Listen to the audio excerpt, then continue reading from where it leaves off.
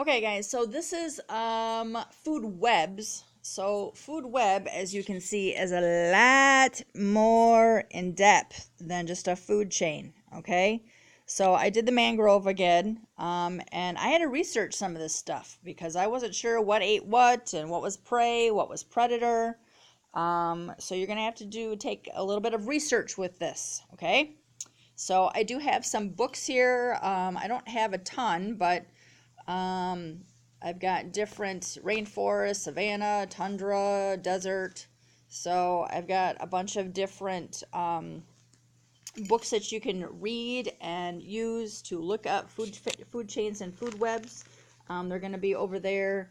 That's where I'm going to put them, is over there on the little brown bookshelf. Okay, over by the stripy thing there that holds our expo markers. So you can use those to look up some examples. You can always use your iPad as well to look up examples. That's what I did. I used the iPad to look up some of the different prey and different predators of these animals. Okay, as usual, we're going to start at the bottom. Okay, these are our producers, right? These are going to be the plants that typically will inhabit your biome. So it always starts out with the sun, right? Because the sun is the one that gives energy to these plants, and they produce their own food, which in turn, that energy will then be transferred into the consumers, right? The ones that are going to eat the plants. So, for example, we start out with plankton, and there's a couple different things that will eat plankton. There are prawns and mussels and shrimp that will eat plankton, and from there, then the shrimp will be eaten by fish, and then in turn, the fish will be eaten by birds. So, as you can see, these arrows represent where the energy is flowing in this food web. Okay, if you come over here, this one here is a mud skipper. Now, it doesn't eat plants, but it does eat shrimp. So as you can see, the shrimp is not only eaten by fish, but it's also eaten by a mud skipper, which is, I believe, a type of amphibian. So the energy from the shrimp will go into the mud skipper, and the mud skippers are usually eaten by different types of snakes. Now, there are herbivores in here as well. So you've got plants that will be eaten by, say, a possum or a wallaby, and then those in turn can be eaten by snakes, which in turn can be eaten by birds. So again, you want to research this stuff a little bit, so that you're kind of accurate.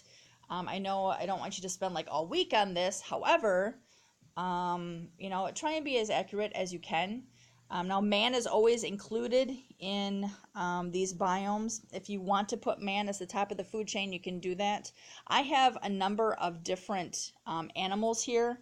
I would like you to have at least 12 or more different animals in your food web.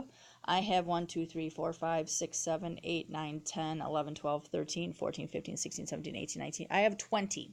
So I have 20 different plants and animals in my food web.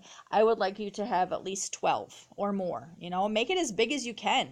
If you can try and figure out how these babies all fit together in one biome, that would be awesome.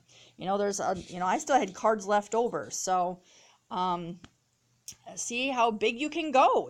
Challenge yourself a little bit. See how you can make all of these plants and animals fit together. Okay, I have a pile of arrows there. So try and use as many as you can. If you run out of arrows, you can always make your own. So in your notebook, I again would like you to draw your food web, just like the food chain, and you had to make the single chain of plants and animals. I would like you to make the food web in your notebook. Okay, again, you don't have to draw it if you don't want to, but you should at least label it and show how the arrows are flowing, how the energy is flowing in your food web. Okay, you can do this with a partner if you want, just because sometimes two heads are better than one. So again, use the books to research, use your iPad to research, make sure you're making this as accurate as possible. Okay, again, if you have any questions, you can always email me. Thanks, bye.